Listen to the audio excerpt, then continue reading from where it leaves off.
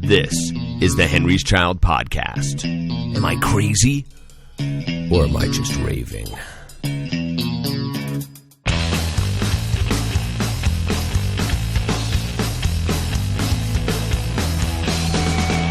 Let's go!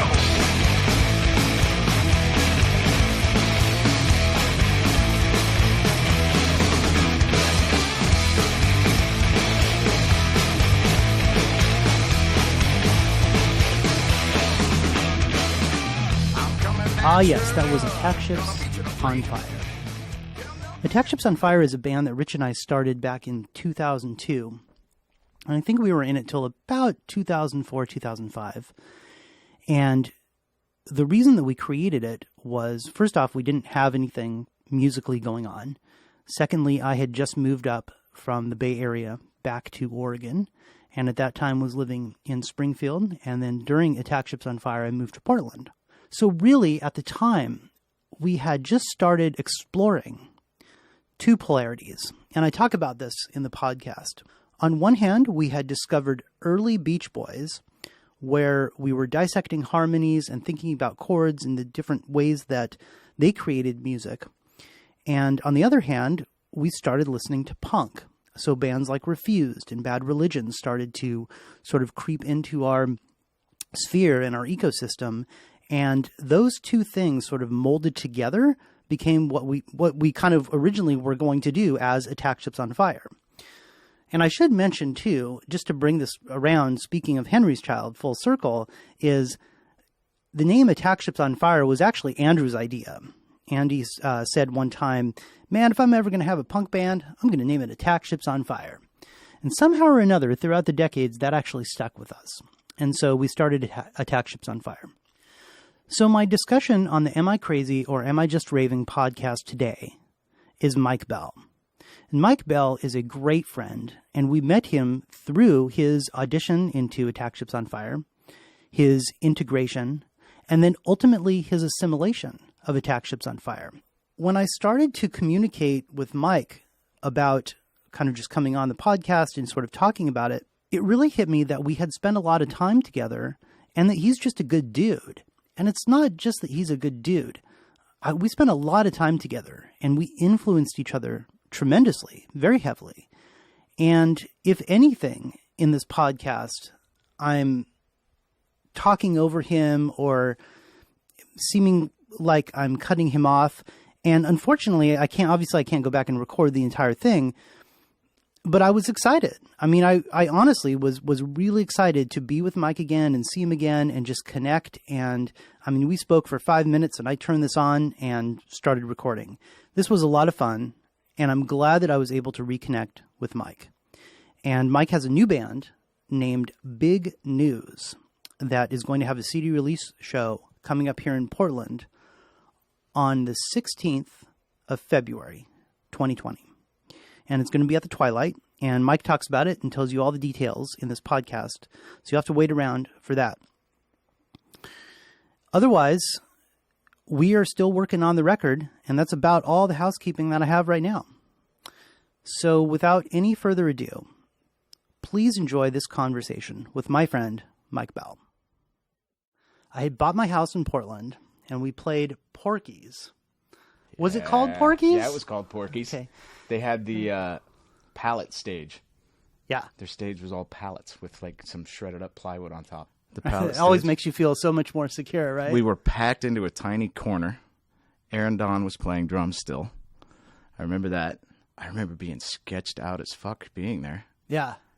I remember thinking, oh, that's so deep, Portland. Like I wouldn't like ever go there. Yeah.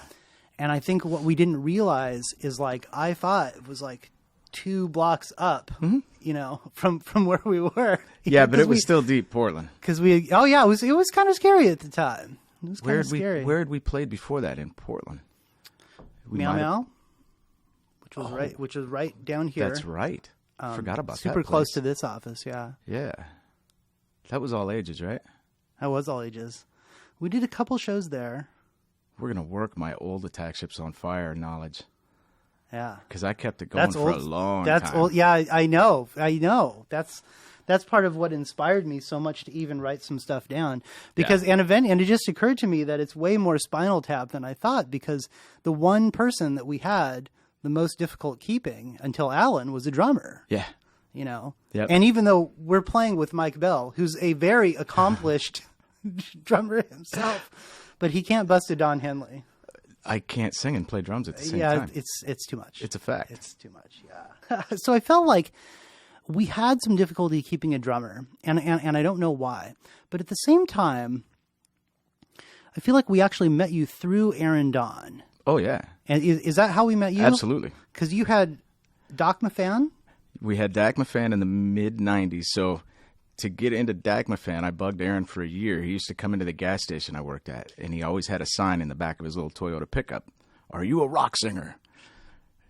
So every time he'd come in, I knew him from high school. I mean, our freshman year of high school. Oh, you knew Aaron Don from high school? Yeah. We went to the same high school, same grade. Where'd you go? Willamette? Willamette. Okay. And so freshman year, we had health class together with the football coach as our instructor, and he and I got kicked That is out. two awkward things right there. Yeah. Health class. It was not good. But we, first week of class, he and I got sent to the hallway because we were sitting in the back playing a drum duo on the desks. Oh, nice. So, and he was a guy who introduced me to Mike Patton and Faith No More, to which I'll be forever in his debt. Wow. Yeah. I remember that being a huge influence. Still huge. Still huge. Nice. And that ties into the new band Big News now. The gentleman who just mastered our record did Faith No More's last record. Oh, for reals? Yeah. Nice. And that was crazy. We were arguing for weeks over who we were going to have master it. And then Ivan, my drummer, finally mentioned the guy's name, so I went and looked him up. And then I just wrote him back and said, Ivan, why didn't you just fucking lead with that? We would have paid the extra and had this guy do it. But I would have personally driven this downtown Los Angeles, California. Absolutely. No, so yeah, Aaron and I met in, 1988 in high school. And okay. I finally got him to let me come audition for Dak Mafan, and then we did that for 4 or 5 years. So he got me started being able to sing in a band. So Doc Mafan was a band before you then? It existed in some incarnation before you? Okay. They were called Nocturnal, and they had a demo completely recorded, or I guess it was a full length. We considered it a demo after it was done.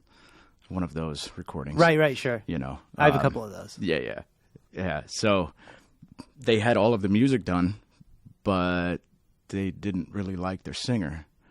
So I said, well, let me come try it. So they did, and then we stuck with that for years. And then after that fell apart, Aaron goes out, and he's in all these other different bands. I'm like, hey, Aaron, what are you working on? Hey, Aaron.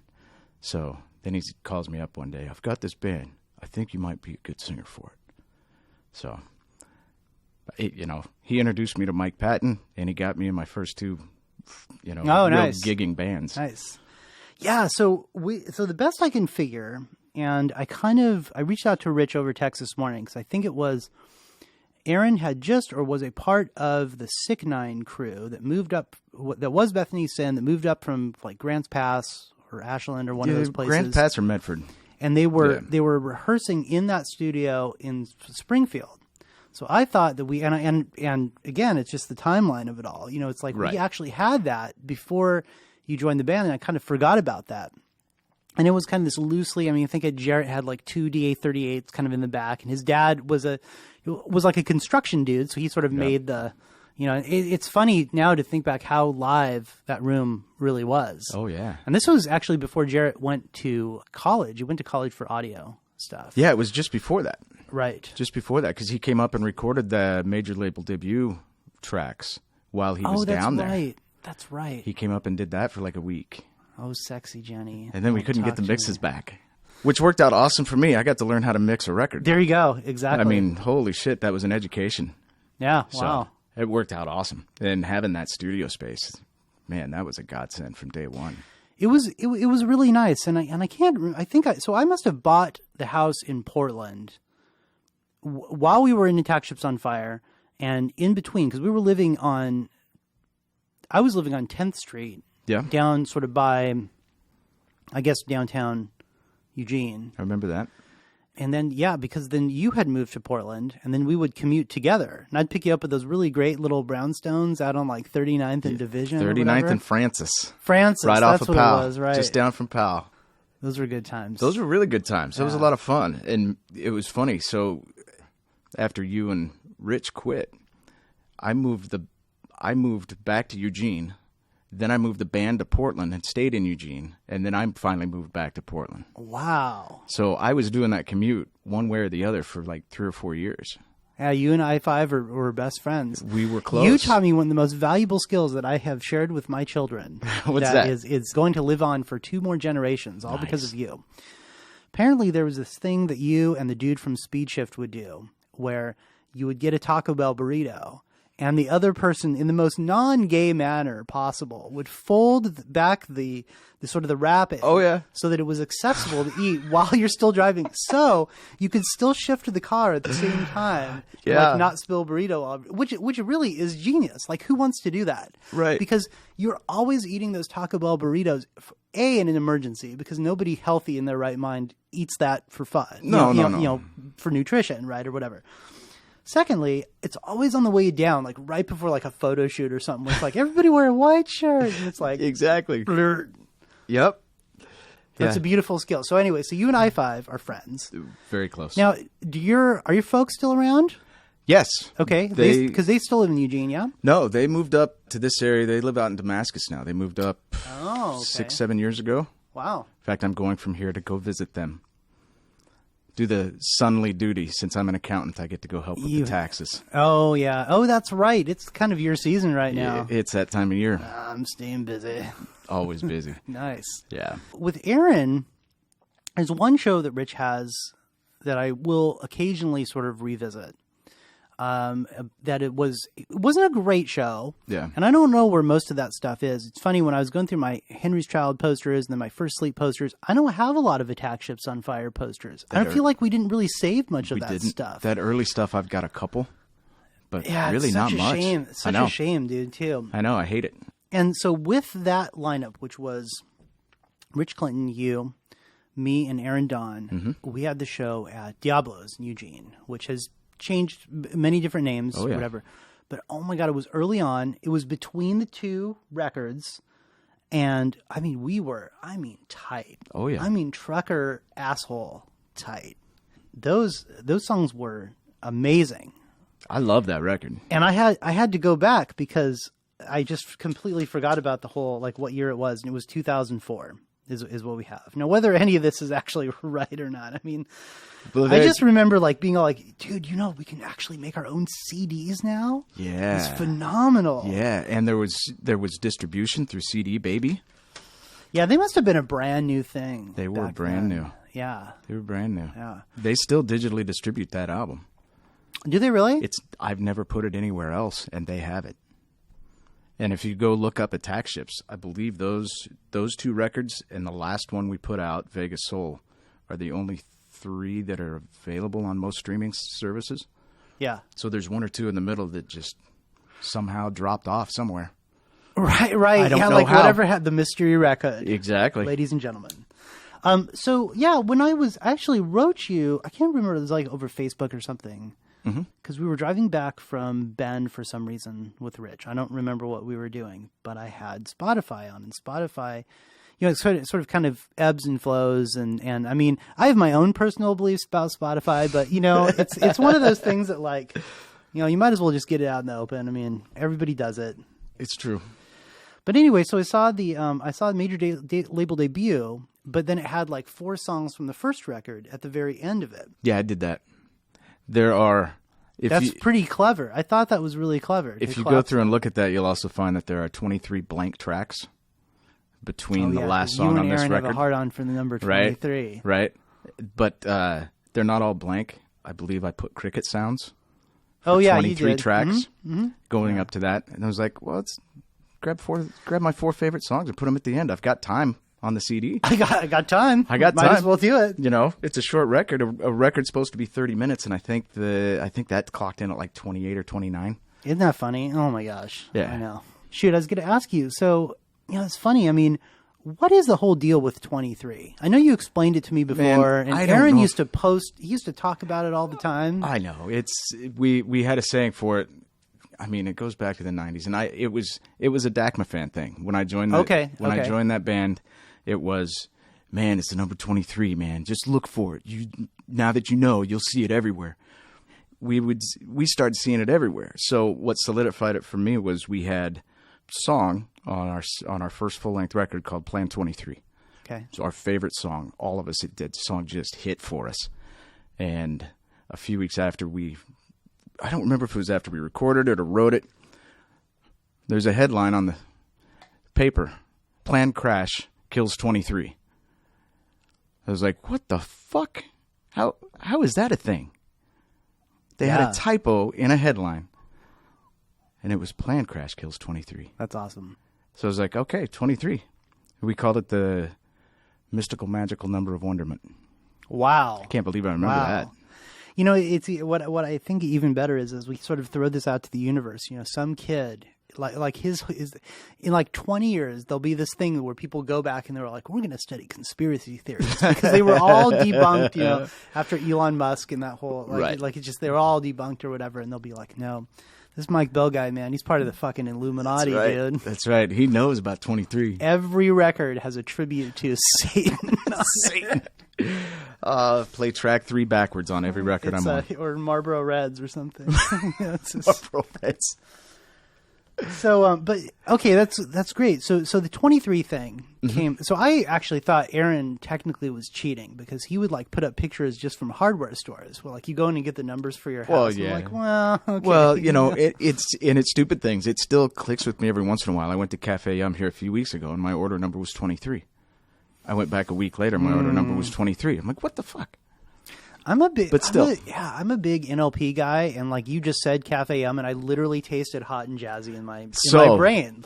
I have you guys to thank for that. Yeah. Have I told you the whole Attack Ships on Fire love affair with Cafe Yum? No, because that was our Sunday. You guys introduced me to Cafe Yum in Eugene. I was probably rich, yeah. You wouldn't tell me what it was, what the food was. You said you just have to go and try it. So we started having Sunday afternoon meetings at Cafe Yum when we were trying to find a drummer. And the first time I went, I was like, oh, it's all right. And then the next time I went, I ordered the original. And I was like, oh, man, this is something else.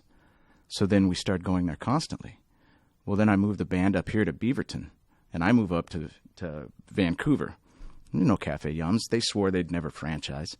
First franchise they opened was 2 blocks from my recording studio out in Beaverton. Oh, no way. Really? So I've gotten every band member into Cafe Yum ever since. Nice.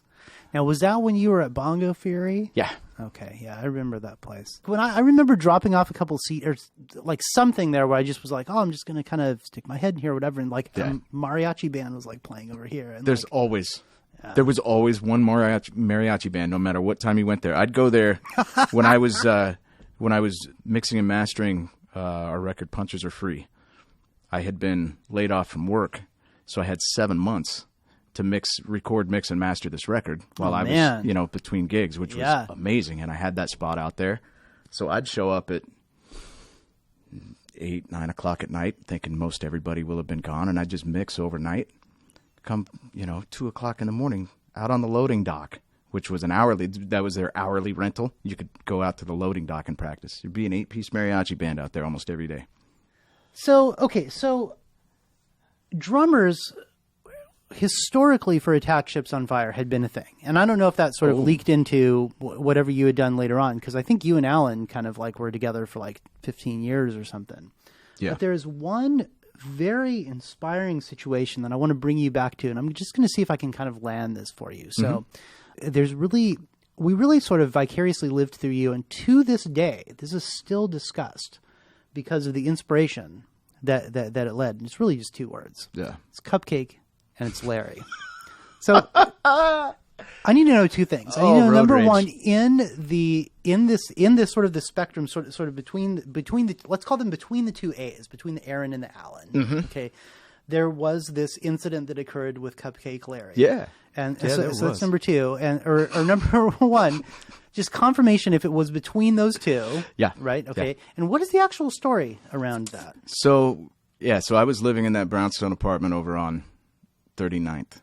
39th and Francis. And this was Cupcake Larry, was this drummer who lived in the Portland area, was very interested in auditioning for the band. So he didn't really have a car. So I met him somewhere. He had his girlfriend drop him off. I don't remember where I met him. And then we just cruised down in I had a little S10 pickup. Oh, yeah, I remember that one. And yeah. I was on I-5 twice a week for hours. So I drove pretty fast, sometimes aggressive. And at practice, we may have had some beers. And apparently on the drive home, I scared the living fuck out of the guy.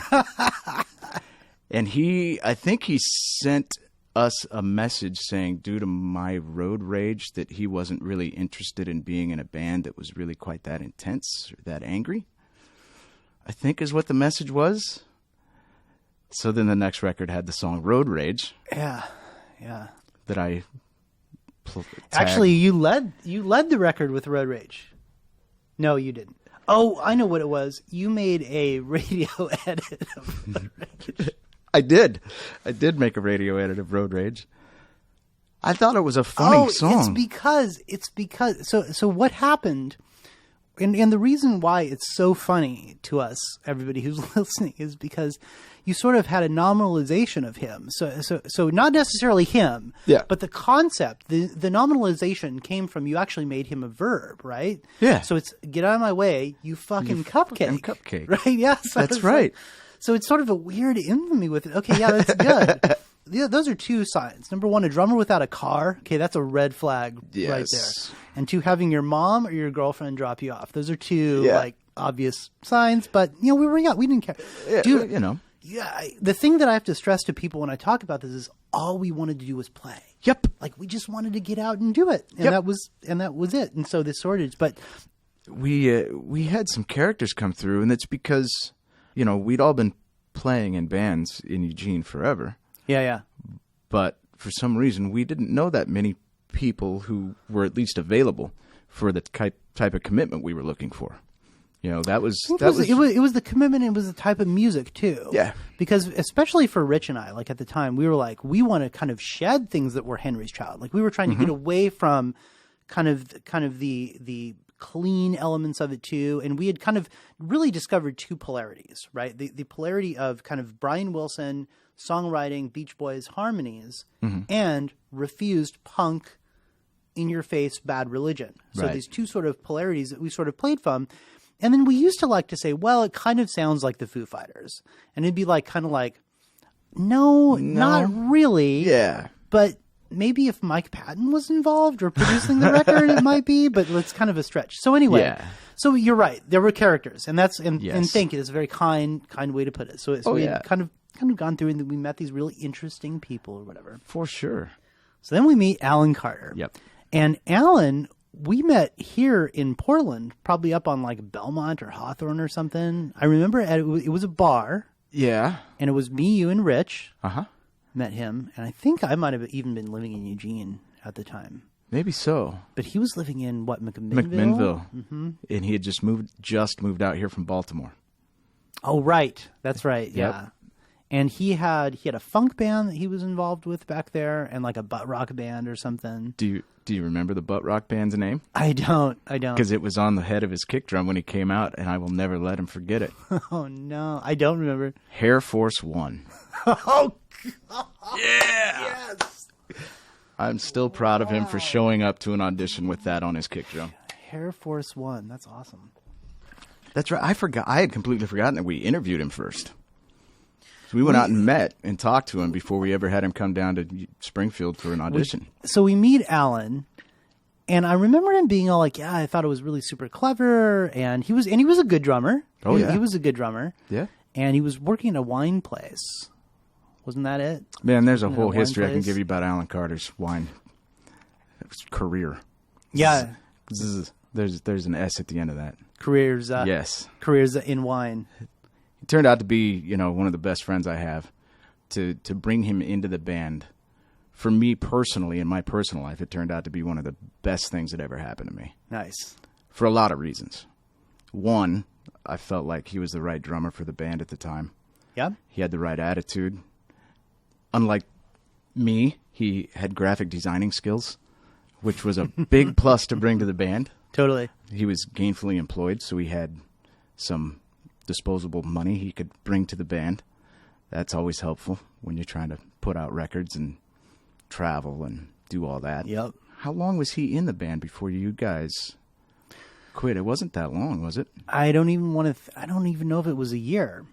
Well, here's a good question.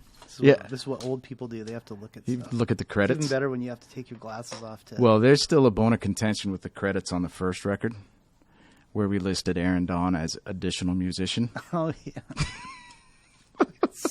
That's so mean, dude. Oh, it was my God. mean. It's I'm just not proud of it. I've apologized to him for it for years. Yeah. So this record says 2005. So they're consecutively there. They're right after each other. So I would say we probably. I mean, I definitely remember playing shows with Alan for sure. Yeah. Maybe 6 months to 8 months. The last show we played with Alan was out in Bend. Or that you guys played with Alan was out in Bend. Okay, yeah. It was a small club. Yeah. And we knew going into it, you guys had told us that you were right. We were trying to be as authentic and transparent as possible. Yep. And I appreciate it. I mean, you guys handled it the right way. I was salty for a few years. But you guys handled it the right way. That was, well, thank you for that, because that was a big breakthrough for us. Yeah. When Andy split the first time. Because really, I mean, look, by the time even Andrew split from Henry's Child, it's not like we weren't necessarily getting along, but it was kind of the gift that we didn't know that we wanted. Yeah. What happened with Rich and I in Attack Ships was it sort of gave us even more confidence to be all like, hey, like, it's just not a good fit right now, kind of a thing. And and we honored those shows and played those shows. Yeah. Well, shit, Rich filled in for us for another year on either bass or guitar, whichever I was missing at the time. I remember him borrowing my gear and driving up to Portland to play like Ash Street or something. He went on like tour that. with us. Oh, that's right, to Vegas. Yep. Vegas. We went all the way to Phoenix and back. Vegas was a stop that, well, Vegas is my favorite story I get to tell about Attack Ships. I want to hear that. Mm-hmm. And I also want you to get into how Vegas has influenced you, the band, and then Squidhat. Because I don't know anything about Squidhat, but I follow you on the socials. Yeah. Well, it all started on that tour going through Las Vegas. So the tour got off to a pretty good start. We had a couple good shows, and then we played... Shit, where did we play before we got to Vegas? I don't even remember. But we got into Vegas on a Tuesday. We had 2 shows on Wednesday. One was supposed to be this big showcase for industry professionals in downtown Las Vegas. We were playing an outdoor stage at 4:15 in the afternoon in 114 degrees. Oh, my God. The stage was 5 feet tall without stairs to get up to it. And we had to play backlined gear. All of the industry professionals who were there evaluating didn't show up. Oh, no. So we're playing for like 20 people. We got a 20-minute set. We all struggled, to get on the goddamn stage. We surprisingly played fairly well. But we were all spent that afternoon. Oh, I bet. So we're standing... We've got my Suburban. We were pulling a U-Haul trailer, and we're standing outside the Hard Rock Hotel where we were staying that night. And Alan tells the story better than me because it's his point of view. That evening, we were supposed to go and play at the Double Down Saloon. And we're standing outside the Hard Rock Hotel. All our gear is loaded up, and Alan is doing his best not to just say, fuck you guys. I don't give a shit what you do with my drums. I'm flying home. Have a nice life. Oh, really? Yes. Yeah. And I talked to the guys, and we all agreed. We're fucking done. Let's just go home. And then I thought, you know what? We made a commitment to play the show tonight. Let's at least go to the club and see what it is. And that night, we played the greatest show I ever got to play. And wow. At the Double Down? At the Double Down Saloon. I have the logo now tattooed on my arm. Wow. That place means that much to me. Wow. It was a Wednesday night. The Double Down Saloon has a capacity of maybe 150. There were at least 250 people there. Wow. It was the RollerCon convention after party. So there were hundreds of punker chicks who fucking ate up everything that we played. And it was like, oh, this is what it could be. So from then on, we said, fuck touring. Every 4 months, we're going to get in the Suburban. We're going to drive to Vegas. We're going to play the Double Down Saloon. And we did that for 6-7 years. And every time we went there, it was like that. So was it the RollerCon every time that you played? No. Or did you try to kind of hit that target or something? Well, we were trying to do RollerCon every year. We did, the third time we did RollerCon, there were at least 1,000 people there. Wow. The parking lot, I mean, we've got pictures of it. It was like the 10th anniversary or something of RollerCon, plus some big gay wedding was happening. So all these people turned out and the parking lot was full, which meant that nobody was really inside the bar. So it was definitely a different vibe. And then RollerCon just kind of dwindled after that. But in the meantime, Alan, working in wine, would spend a ton of time in Vegas for work. And he'd call me up on a Friday night. Hey, you should come to Vegas. I got your hotel room. Shit, I can get on a flight in 2 hours. So I'd fly down to Vegas. We'd go sit at the Double Down and get trashed all night. Watch the sunrise from the bar. Wow. And it's just over the door at the Double Down Saloon, it says the happiest place on earth. And Alan and I 100% bought into that. And we were sitting there one night, and Alan said, one day I'm going to be best friends with the owner of this place. The owner of that place was the best man at Alan's wedding a few years ago. Wow, yeah. And so we got in really good with him. Another one of Alan's plans sitting at the end of that bar was, figured out what I'm going to do with my retirement money. I'm going to start a record label. And we're just going to release Las Vegas bands. Because part of going down there so often, everybody thought we were a local band because we played there every 3 or 4 months. And it's a long haul, man. How long did it take you to get there? So from Portland, the longest trip, it took us 22 hours, 23 hours. Holy cow. The shortest trip, I drove home. It was just Alan and I in the car. We're in the Suburban. And I made it from Double Down Saloon, which is half a mile from the airport, from McCarran Airport. I made it to Beaverton in 14 and a half hours. Wow, it's your road rage. Holy shit. It's your Cupcake Larry show. Alan and I had stayed out drinking all night at the Double Down. I got 2.5 hours of sleep. We got in the Suburban and drove all day. Got in at 4:30 in the morning. About 3 o'clock in the morning, we're out in the gorge. And I had driven the whole way. And I look over at Alan. I'm like, hey, Alan, I think you might want to drive for a minute. I'm getting a little sleepy.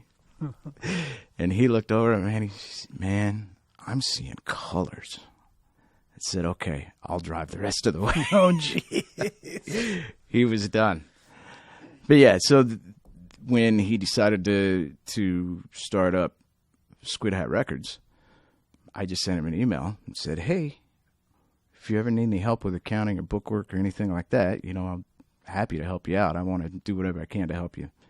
And he just wrote me back. He said, well, how about if you just own a quarter of the company and partner with me? Or we could do that. Yeah, there you go. That'd be cool. He's like, there's 2 bands that I have to sign. He said, they called it Dirty Panties and the Gashers, and we have to sign them. I said, well, who the fuck are they? He said, well, I'm going to see the Dirty Panties on Saturday. This was like on a Wednesday. He's like, you should come down to Vegas. Okay. And I saw them play live. I was like, holy shit, this is happening in Las Vegas. They were amazing. Just blew us both away. And these were punk bands. Yep. And you only signed bands from Vegas. Yep. To start for the first, 6 years? So we just closed the record label on December 31st. Okay. And we went for almost... 2019. Yep. Went for almost 9 years. Wow. Okay. Yeah. I mean, any business that could even stay alive for 5 years is already an anomaly. We hammered money, brother. But we put out a lot of really fucking good music. Yeah. Yeah, I'm super proud of what we were able to do. And, Alan was the driving force for that. He was the president, CEO, funder. And so if that's his role and he sort of funded it and kind of ran it or whatever, was he like actively involved in the bands, or did he just sort of oversee recording, or did he oversee promotion? I mean, how does a record label even work in the 2000s? So I can tell you how we started and where we ended up. And where we ended up, please. Had we started that way, I think we would have been more successful. We started off thinking that we were a management company, a production company, a recording studio. We tried to do all of it. And we ended up, one of our bands, the Gashers, we flew them up to Portland for a week, put them up in a hotel, booked out a studio with our friend Dave, who ended up being the guitarist for Attack Ships on Fire towards the end. Well, towards the end, last 5 years. Just spent a shitload of money on a record that was never going to make a dime. And we believed in it so much. We just, we met these people and we, just awesome people, and we loved them, and, we wanted to do everything we could, and we were so eager. Where we ended up was, bring us a master, we'll manufacture it and get it into distribution and help you promote it. That's how we should have started. Mm-hmm. We were trying to book tours for guys, and that's a lot of work. It was so much work, man. Now, and when you started, though, so if I look at this timeline, though, it's sort of in my brain, when you started Squidhat and you were doing all that work with them, you guys still had a band that you were still doing. Were you still doing Attack Ships on Fire? We were doing so, kind of. Alan, about, I think it was less than a year after we started the label, he moved to Las Vegas. So once he moved, we were like, okay, we're done regularly playing shows. We've played our last Portland show. And to be honest, I was fine with that, because everywhere we play in Portland, we play for 5 people. We go to Vegas, we play for 150 every time. So why play? And as you know, it's still ridiculous if you can even get the show in Portland. Exactly. Now that even Tonic and Ash Street are all gone, and everything's closed. Yeah, that's a different conversation. That's what the new band is struggling with now, is trying to find venues. Before Alan moved to Vegas, we were playing a club in Eugene, and all the 4 of us in the band at the time, we were sitting around a table. And I looked at Kevin, my bass player, who's one of my best friends. He was a bass player in my band, 2 Bucks Short, when I was playing punk rock drumming. Oh, I remember Kevin, Yep. I looked at all the guys and said, you know what somebody needs to do? They need to start a punk rock tribute band to Britney Spears and call it Hit Me Baby. And Kevin points at me and says, in only a way Kevin can, that is the first fucking good idea you've ever had.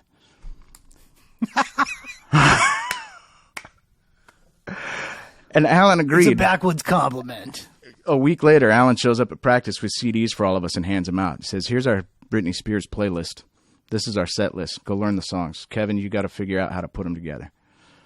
Wow. So then we did Hit Me Baby. And that turned out to actually be kind of successful for a while. But what we ended up doing was, even after we started the label, after Alan moved down to Vegas, was we'd fly in 2-3 times a year, and we'd just go play the Double Down. And we'd play one night with one band, one night the next, or we'd do both bands one night. Oh, wow. Yeah, sure. Double set. That's fun. Yep. Put out a record called Vegas Soul that was based on a book written by the owner of the Double Down Saloon. Came up with this idea for this concept album. Like, oh, he's writing a book? Oh, well, what if I take that and write lyrics to a full record based on that book, so that book has its own soundtrack? So that was 2012, 2013, something like that. And that was the last time that Attack Ships was really active. Oh, got it. Okay. But we still, Hit Me Baby played, we closed out the Punk Rock Bowling Festival a year and a half ago. So we got to play as Hit Me Baby. As Hit Me Baby. We played our last show in front of about 1,000 people, and that was insane. So much fun. Imagine the meme of Britney Spears shaving her head. So that probably wasn't that a gift to you? Did you dress up and like? Oh yeah, we had the full. I wore the schoolgirl outfit with the big blonde wig and the pigtails. From the video. Yep, yep. The rest of the guys, they had their outfits. They all wore black dress shirts with red ties, and we had these big banners that went on the side and behind the drums. Wow! All Hit Me Baby. I mean, it was a pro deal we put together. It was a thing, huh? It was, and it was a godsend that she had shaved her head. So one of the first sticks I got to do was... I was going to say, that's perfect for you. I come out with the wig, but God, I hated wearing that stupid thing. It was so hot. So like 3 songs in, I'd pretend to shave my head. Oh, that's so even better, dude. I got to play the rest of the show without that stupid thing on. Nice. Yeah. Nice. How many wigs did you actually destroy or what was the technique of pretending to shave your head? I just pull out the clippers and rip the wig off. Oh, okay. It was real simple. Real simple. I did have, while doing that one time, I had we had, in the middle of one of her songs is this really stupid keyboard, like single note, doot, doot, doot, doot, doot, doot, doot. So I downloaded a piano app on my phone and would play it off my phone into the microphone. And it was hilarious. Oh, that's awesome. The last time I did that, I took my phone when I was done and just pitched it over my shoulder. And then the audience just started cracking up. It was so funny to them. Like, I mean, yeah, it's kind of funny. It's not that funny. Until I turn around 2 minutes later to take a drink of my beer and my phone had landed in the beer. Oh my gosh. Yeah. Was anybody have their cameras rolling? No, I did not get video of that. Man, it's like you won the lottery and then you lost the ticket on the way to 7-Eleven. Everybody's telling me afterwards, it bounced once. Oh, Mike. Oh my God. Yeah.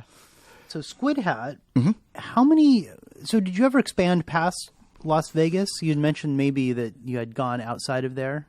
Yeah, so a few of the last bands we signed, we brought in this killer band from Japan called The Haze. They had, for years, they fly over once a year to play the Double Down Saloon on their anniversary weekend over Thanksgiving every year. And kind of got to be friends of theirs and friends with friends of theirs, and they put on a killer show. Yeah? So we wanted to support them, so we got them U.S. distribution. And then we signed a band called Monkey, who are a long-time ska band out of the Bay Area. Also super cool guys. Curtis Meacham's the backbone of that band, and just a great dude.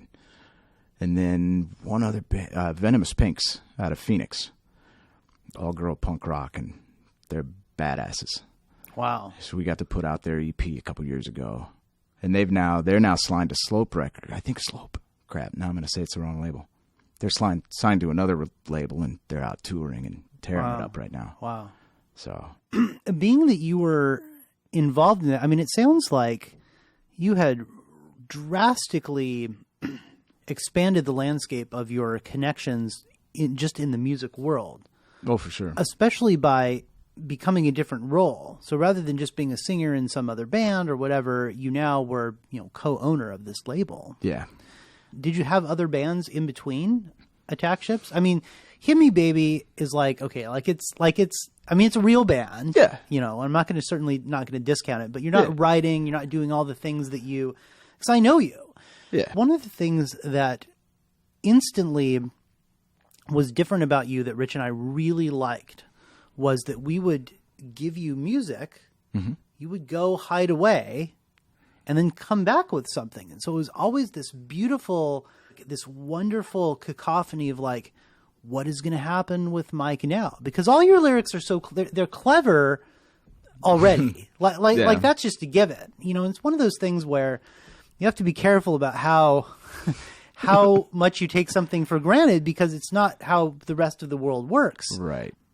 Because you did it in a way that was sort of non-offensive. Now I get it's sort of before this whole sort of woke culture that we're kind of having to be a part of, no matter what we do. Yeah. And I'm not saying that you would make any changes, but we just thought it was different, because before, when we would just play with people, they would just jam and it would be this kind of incoherent thing. Yeah. And then we get this thing that a lot of people, and all the musicians listening to this will relate to this, a thing called demo love, where like you record a song on a Thursday, and you do some weird, goofy, like, melody line, and, you're saying, like, the ass in the trees or something really stupid, you know? And then that becomes, like, how you hear it in your head. Yep. Because somebody has to miss the Saturday rehearsal, and then 2 weeks go by, and you're like, oh, this is kind of how the song goes. Right. Right. And the other guys seem to be okay with it, so it must be good. The ass in the trees. I don't know. That's right. But we were always impressed with that.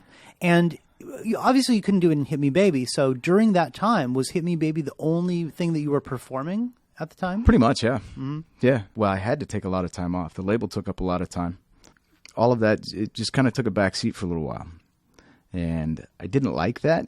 I was trying to get things started with different people that I knew, but really all I wanted to do was play in attack ships. So I needed to find a drummer. Well, I can't replace Alan. But Alan lives in Las Vegas, so what am I going to do? And as you know, drummer was always impossible to find for attack ship. I couldn't find a drummer. It's been the story of our lives, man. It was. And, that was the thing. I mean, I was ready to dive bomb attack ships and just kill it after you guys quit. And I told Alan that. I said, well, that's just the end of it. For reals? Yeah. Wow. He and I had a long talk one night, and he came down from McMinnville, and we went out and had some beers and talked about it at length. I was like, well, I just think I'm done. I mean, where am I going to find another bassist and guitarist that are going to, want to do this with me? He's like, well, you have a drummer who does, and I want to keep going, so let's find some people and keep this fucking going. So it was his belief in me that that's kept it together for me. That's powerful, man. That's great. It was super powerful. Yeah. He showed me some loyalty. And so when he wanted to start this record label, I'm like, well, of course I want to help out. Yeah. And he's been a good friend. Been a really good friend. But yeah, so I really didn't perform for years. And then, with the big news thing, well, we started, that's right. That's how I met my guitarist in the new band. And so by new band, you're referring to Big News. Big News. Okay.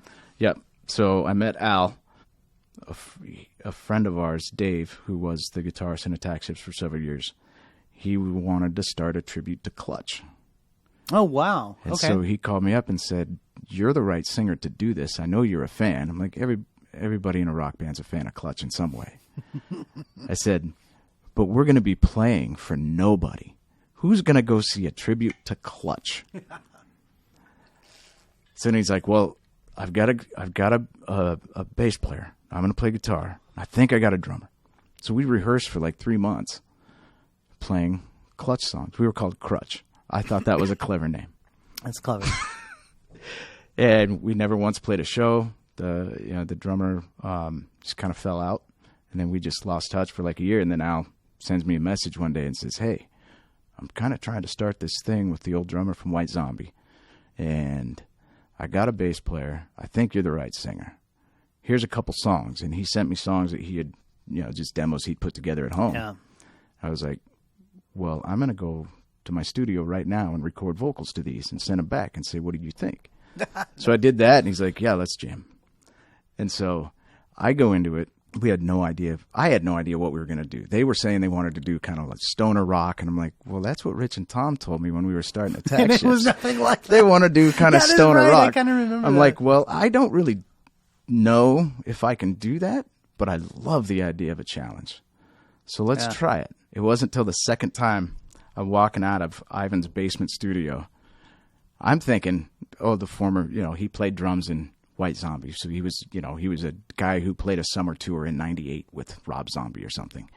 And the second time I'm walking out of the basement, I look up on the wall and there's a gold record for Los Exorcisto. I'm like, whoa. No, he was the drummer to the soundtrack in 1992 for me.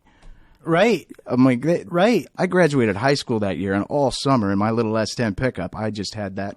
That was on repeat.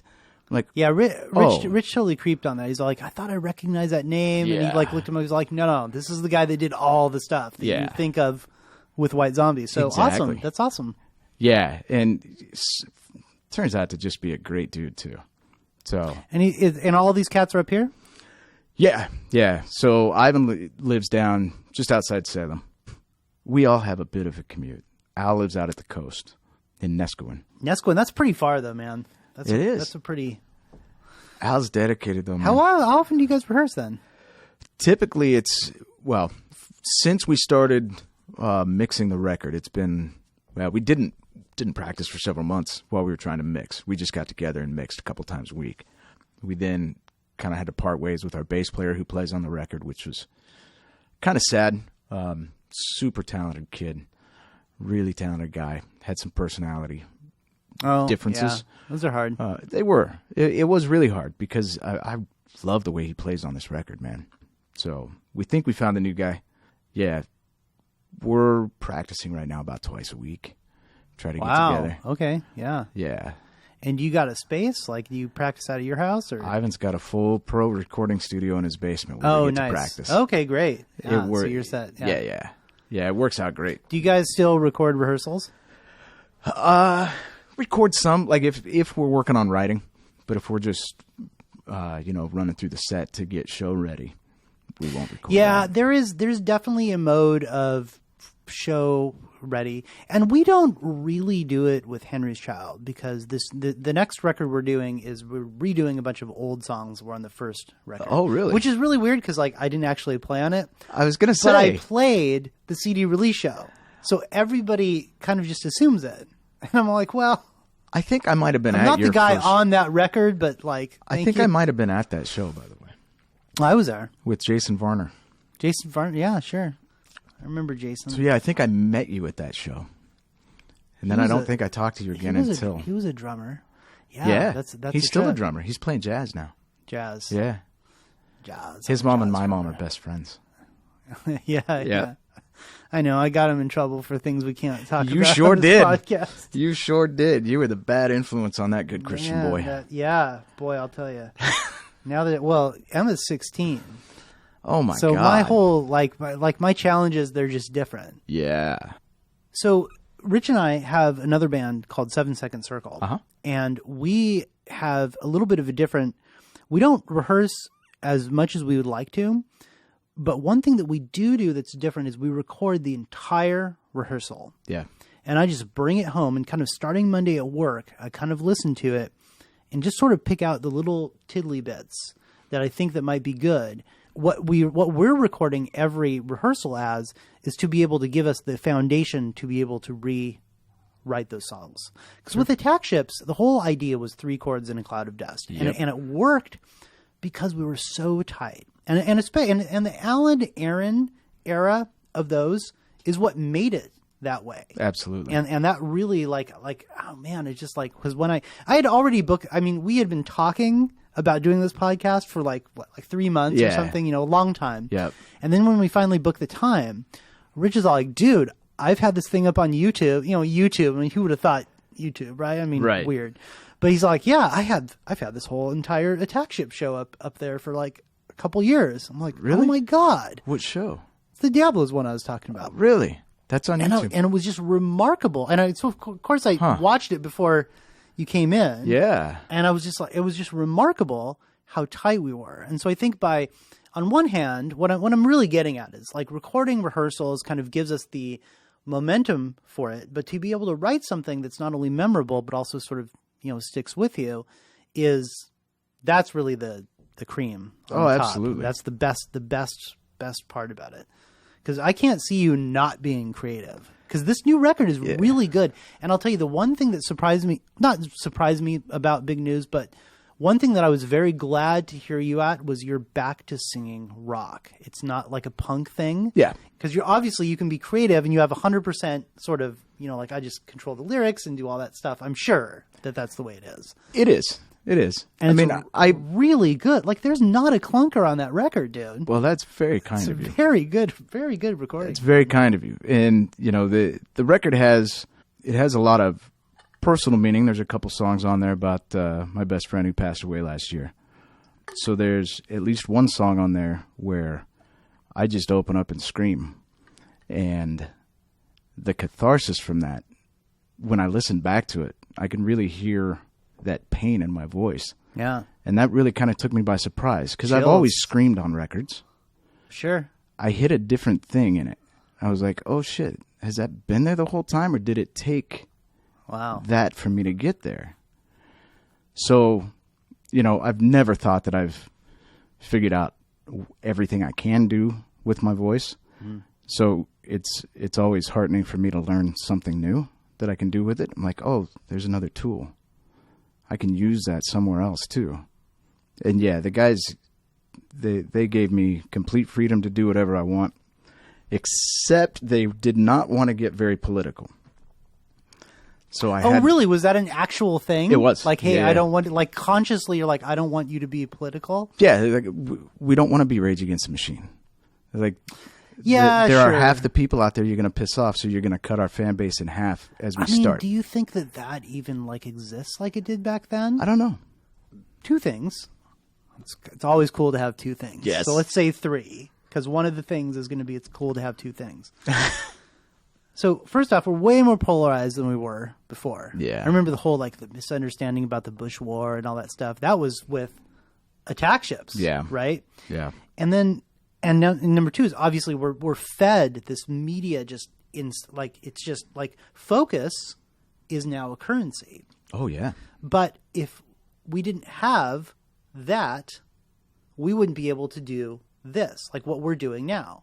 So this is long form, just talking. Right. I mean, none of this is rehearsed or scripted. God, no. I wish we could have done it over breakfast, but it's just too noisy. Don't eat on Mike. And it's one of those things where it's like people either want the like 15-second sound clip or the 4-hour Joe Rogan podcast, you know, shit. and it's just remarkable.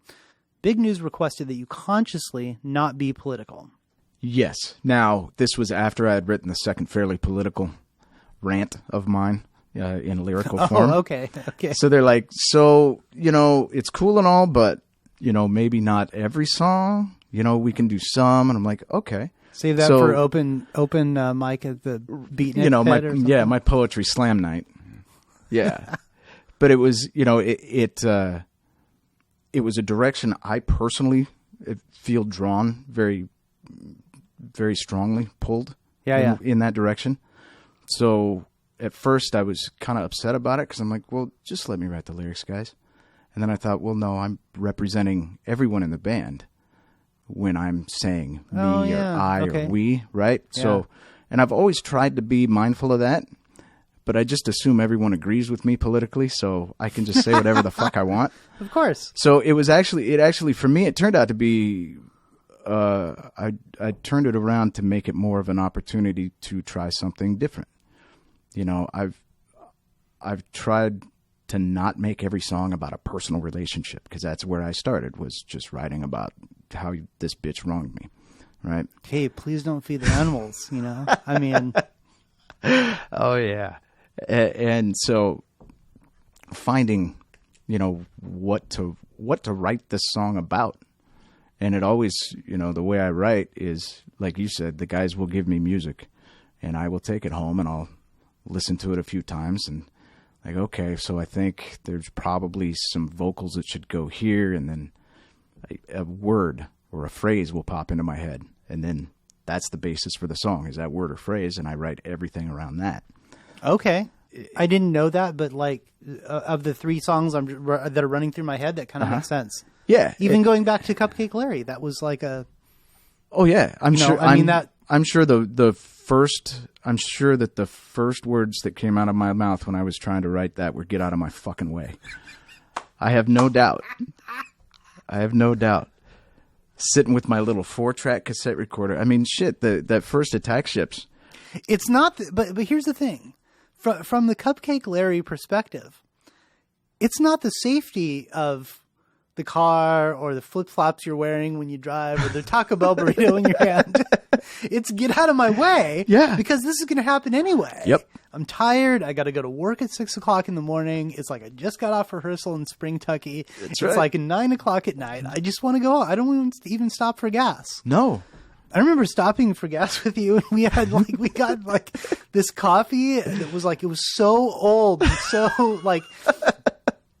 And I was criticizing the coffee because it was right at that time, kind of probably 2002, 2003, when they were moving from service stations to convenience stores. Yeah. So they would kind of do these, because I thought, I cut my teeth at Chevrons too. Yep. You were a Texaco. Oh, that's right. You were a Texaco, but I was a Chevron. Yeah. Or Standard Oil, I guess. But yeah, so they gave you this freedom, which is great. And again, that was something that was kind of new to Rich and I. Yeah. But really at the time, like lyrical content didn't really mean that much because it was always like humorous and it was kind of funny. And I think if it would have been somebody else, another singer that we were with, it probably wouldn't have worked. I mean, not saying that they would come up with something stupid or whatever, but mostly it was...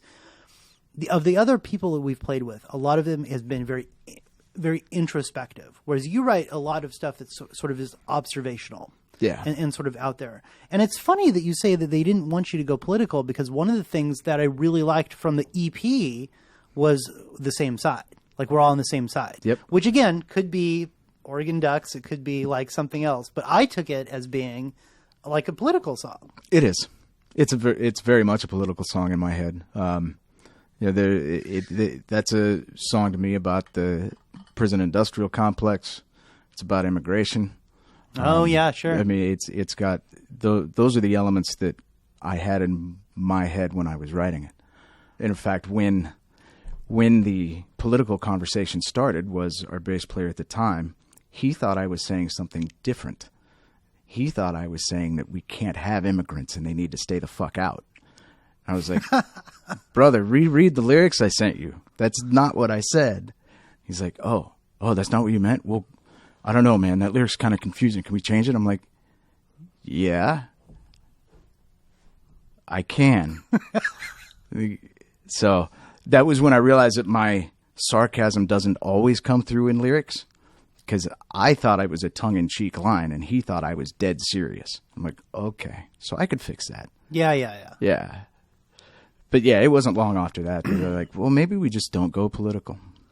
Okay. I mean, Cool. Fair enough, whatever. I mean, there's enough shit to write about where you don't have to go political. But no, and that's, and you know, and I think that all artists should embrace their ideals, or, I mean, there's always the danger of being too idealistic. I mean, Sure. just and sort of pushing it on to other people. Or, you know, the other thing is you say you give yourself a platform. I mean, it just is kind of like all this stuff. But Right. what I want to ask you a question about, like, how distribution is different in getting your record out there. That's a funny question. Because you spent so much time with Squidhat. Yeah. And eventually, and so if I understood you right, you went from sort of like being maybe like the traditional, what we sort of think of as like a 90s record label, where they sort of get an artist and they sort of foster them, and they sort of I'm not even thinking of the right word. They sort of We tried to mentor. Yeah. You know, we were trying to develop. Groom, Yeah. all the way to like, here's your distribution, and this is what you did. And every quarter, I'm going to give you reports of how many people That's exactly how we downloaded started. your stuff on Yep. Spotify. It's exactly how we started. Since then, I don't think I sent a quarterly report to anyone in the last 5 years. Wow. Okay. Because sales are such that we spend, not to get into the nitty gritty, we spend X getting a CD manufactured, getting it into our distribution channels, which we had. So we started off distributing through Allegro, located right here in Northeast Portland, that went bankrupt 3 years ago and charged us to drive out there and pick up our inventory from them. And it was a ridiculous amount of money we had to pay to get that back. I'm not bitter or anything, fuckers. So then we developed a relationship with a company called MVD, and they do global distribution. And they turned out to be awesome partners. But without the label, we don't have that anymore. So I'm right back to the same way I released that first Attack Ships record, going through CD Baby. Oh, for reals? Yep. Okay. Yeah. And, you know, Talk it's, about full circle. it's man, full right? circle, but you know what? The service is all inclusive. It's inexpensive. We get our CDs manufactured by disc makers. That gets included in that purchase. So you're not in it very much money. You're available on Spotify and iTunes and Tidal and, you know, all the streaming services. So, I mean, it's a no-brainer. Yeah. There's a local manufacturer I talked to here in Portland, in Salem maybe. And I talked to them and said, well, do you guys do digital distribution too? He's like, well, no, but you can go to CD Baby just the same way your other manufacturer can. That's all they're doing is using CD Baby. I'm like, oh, I didn't realize that, because they don't really advertise that. So is it still really like you just kind of make money by selling stuff at shows and then waiting for? I mean, we got our first royalty check. Yeah. Not royalty check. You don't get royalties anymore. Even though I still, you know, I still can't shake the old school, like, whatever, band person in me. And I signed us up for BMI. Yeah. Because I found out that my lifetime membership wasn't truly a lifetime membership. No shit. Yeah, and you know what's funny about it is, because it all went online, I don't know, I'm making this up, 10 years ago or something. They were like, well, what's your login? I'm like, I have never had a login. Yeah. If I give you my social security number, can you look it up? They're like, no, sir, I can't. Can you do this? So we had to reapply for the whole process. Oh, man. And then I go, well, what was happening with Mumbles and Screams and Clearly Confused and all these other records that I had? And it's funny and it's so embarrassing. Even as I pull this up and I looked at the inside of this jacket right here, where it was Sport and Bovine BMI. Yeah. They're like, oh, you signed up as a writer. You're not a publisher. So I'm like, oh, okay. Yep. I'm all, now I have to get the $800 package, whatever. Yep. So I got it, and it's kind of like I don't know, it's like paying for SSL certificates these days, which for those people that don't know what an SSL certificate is, it's the equivalent of paying for the video when you've had it late for 3 days. Yeah. They get your $2, but they also get the video too. So you're just kind of out a bunch of money. Yep. Anyway, we got our first check from Digital Distribution. Okay. And it was $15.26. Yeah. Did you see how many? Did you see how many plays it got? A lot. Yeah. A lot. To get to $15, that's a lot of plays. That's a lot of plays. Yep. I heard too. Somebody was comparing record sales, kind of in the old school, like how it used, like with Dark Side of the Moon and Thriller, which are like the big anomalies. I mean, those are like whoever's going to beat those records, impossible, right? But it was, what was it? Downloads to purchases was 1,800. So 1,800 downloads equaled one purchase. Right. Is that your understanding too? It's going to be pretty something close. Like that, huh? It's going to be pretty close. And, you know, all of these streaming services, the way that they are able to pay artists so very little is that they're working off of old agreements with all of the companies, all of the major companies, in that you used to play a song on the radio and it would go out to a populace of millions. So that's millions of listens for one time being played on the radio that they would have to pay. Now you need millions of unique people to go in and listen to it one time to earn that same pay. That happened on a random Tuesday in July 7th, 1979. Exactly. It's another way for the corporations to conglomerate their wealth. So they're still operating off those old contracts, but yet aren't they the ones that own the company in the first place? Well, it depends on which division of said company you want to drive the profit. Oh, God. So, yeah. Yeah, it's all owned by the same guys. So now we're just old. I know. And do we just do this for fun? Curmudgeons. You know, you can make money on the road. My favorite band that we have had with Squidhat Records is a band called Franks and Deans. I see the shirt. Yes, I wear their shirts almost every day. Beautiful. They become some of my best friends. I love them dearly. And they are ridiculously talented musicians. And they put together an idea of doing all punk rock mashups with, you know, old standards. So they're doing Frank Sinatra and Dean Martin. Okay. You know, last year they put out a full instrumental surf record because they thought it'd be fun to do. But they're a band that goes out and does the fucking work. They tour 6, 7, 8 months out of the year. Wow. And they just go and do it. They just finally signed with an agency. So now they can actually go make money on tour. They're going on tour with the Horror Pops coming through here next couple weeks. And they're starting to get on these bigger tours and making a name. If you're willing to go out and not do anything else, but do the work, get out on tour, you have someone who can book the shows. That's always the biggest thing is, you know, being in a band anymore, it's not just playing really cool music. It's not writing a really good song and going and playing it for people. It's all the behind-the-scenes bullshit you have to do. You have to be a graphic designer. You have to be a booking There's a lot agent. of hats you got to wear. Yeah. You've got to have an accountant on staff. You need a lawyer somewhere. I mean, you have to know how to read a contract. You have to know how to write a contract. And not many musicians at, 19, 20 years old who are playing guitar in the basement understand all that. Yeah. So it is, and it's really interesting of how the next generation is going to kind of perceive it or actually, I should say it's going to be interesting to see how the next generation does with all this stuff. Mm-hmm. And all I have to draw from is my own experience. So Right. with Emma, I just kind of left a bunch of instruments laying around the house, just to kind of see what she sort of likes. Mm-hmm. And the top half of my old Hagestedt rack was little Behringer, like 210 kind of thing. So she still has it in her room. She has figured out Gorillaz bass lines because she loves the Gorillaz. Cool. She likes that whole thing. And for the most part, she is into rock, Nirvana. Like even that, I think is kind of like a saving grace, just considering that there's no lines anymore. Oh no! I mean, it's like I remember Rich telling the story about how he got beat up because he took a Journey record to school. Like the rockers were like, "Fuck you, that's not rock," kind of a thing. And that doesn't even exist anymore. And so she was like, "Oh yeah, something came up where."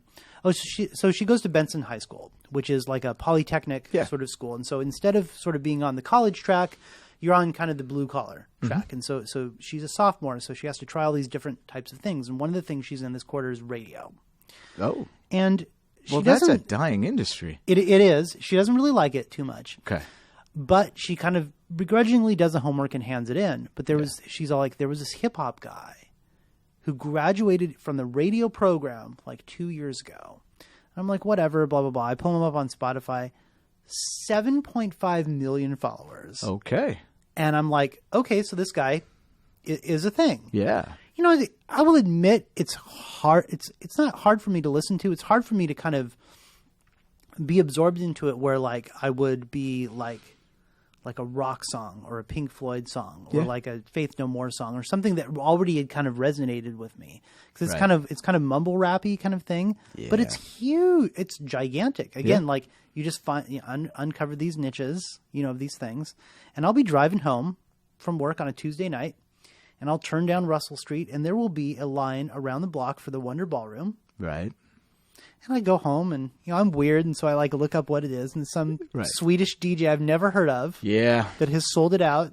And 3 months ago, it's just kind of, it's just weird. Yeah. I'm not searching for an answer. Nope. I just want validation of my frustration. You want to go to the nexus of my DJ confusion. Go look at all the billboards in Las Vegas. Every other billboard is DJ so-and-so at a new residency at this casino's. How the fuck? And they're making millions of dollars a night. Wow. By playing other people's music. Yeah. So, Mike, I was curious, do you remember dealing with a promoter named Paul? I don't think so. I don't remember. Was that before your time? It must have been way before your my time. Yeah. Okay. Additional musicians.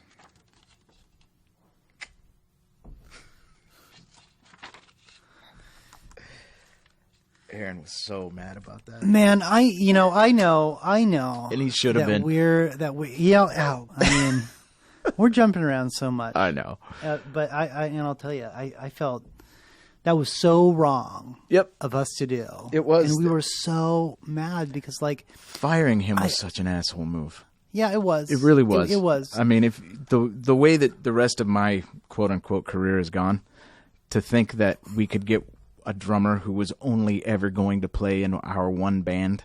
It was so arrogant. When nobody can find a fucking drummer. I mean, so arrogant. The guys in Las Vegas, you find a good drummer in Las Vegas, he's playing in a minimum of 3 bands, and they're all gigging.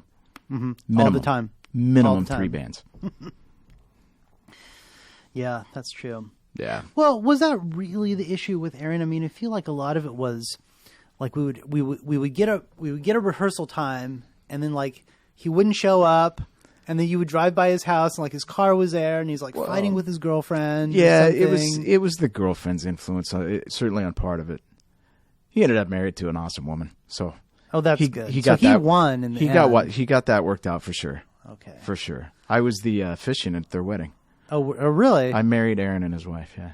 Are you of the Baptist persuasion or the Methodist? No. He said, I want you. Universal. They came to my house and said, we want you to marry us. Because you do tax. And I was like, what are you talking about? They're like, we want you to get the paperwork.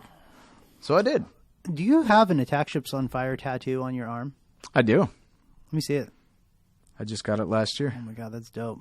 So it was after my friend died last year. His wife wanted to get a tattoo and said, "Do you want to go get one too?" I was like, Wow. you know what? I kind of do. So his name was Mike Weathers. He and I were best friends from 1995 on. First off, sorry for your loss. Thank you. And I do remember Mike. He would come to shows. Yeah. He would help frequently. You bet. I did not know that he passed. Yeah. He passed away last year while I was in Las Vegas Oh, for the Squidhat Records anniversary, and I got the call from his wife the next morning. And yikes. Sorry, devastated is putting it lightly. And in the Big News record, there's 2 songs on there, one called Stormy Weathers. A friend of mine nicknamed Mike Stormy. So Oh, okay. I wrote a song about Stormy Weathers. Okay. Another one called Chosen Family, which is what this tattoo is about. Oh. And it is the people who gathered around his wife and me and all of my friends and their friends, their shared friends. They were 2 of my old guitarists. And I was like, well, wait, like your best friends were one time really good friends of mine. And so it was like this group of people came together and I was like, well, this is family. This is what family is. Yeah. You know, Chosen family. It was our chosen family. And I realized all of the amazing things in my life that came because of the band. I've made a ton of friends. My Sure. chosen family's completely built around Attack Ships on Fire. I had the record label out of Attack Ships. I found Las Vegas and made all those friends down there. You know, I've got family in Vegas now. Just brought so much good into my life. I decided I was going to get the logo. That is so cool, Yeah. dude. I remember that too. I remember when Alan came up with that. Yep. And even Farmer back in the day made us remember when you could do, well, you can't do it anymore, but he made a Java applet that was a player where you'd put like 3 or 4 songs in it. Yeah. And it was the ship, but in the middle of the ship, it was like That's you know, right. like Come Up Road Rage. It wasn't then like, I'm going to cheat on my own band. Yeah, man. It was like a Clean, Get Me a Beer. Get me a beer. Such a dumb song. Lunchbox. But remember now, so my vocals are on this record, Yep. and I wrote the vocals, but that's my audition reel. We never played a show before we released that record. I never Is played that true? I never played in a room live my with you God. guys. I just The first time I was on mic with you guys was recording those songs really on that record. Wow. Yep. Wow. I had done demos on my little 4-track cassette recorder at home. And that's how I wrote and learned everything. And then I came in and that was my audition reel. I didn't realize that. Yeah, you guys I mean, had- we still played a bunch of songs. Oh, yeah. From it.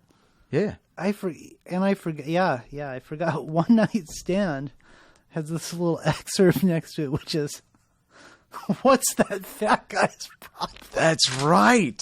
Oh my, that was the original name of that song. And after I wrote the lyrics, we're like, well, we need to change the name of the song, but we should, in parentheses.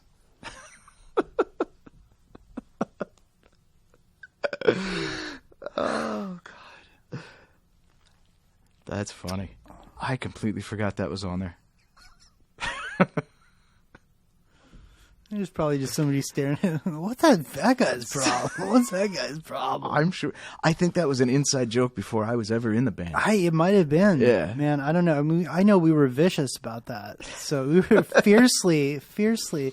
I don't really remember much about that. I know we did that record. We did this first record really quickly. I remember. And I remember being involved in you're like, give me names of celebrities that I can make fun of, which is at the very end of Jeffrey Dahmer, which boy, oh my God, were you predicting the future with that? We have this thing called Temptation Island, or what was the big one, Survivor, and all that stuff. Yeah. And I mean, not only did it become its own thing on a monumental level. Yeah. I mean, the person who's the president of the United States was a reality TV star. Yes. You're fired. And, you know, it's funny because I remember the first season of that came out and me and you loved that because we loved The Art of the Deal, which is a great book. Yep. Great book. Because we were all into the fake business. We were very much so. You know, and we took it very seriously. Yeah. Didn't take it anywhere, but took it seriously. We took it very seriously.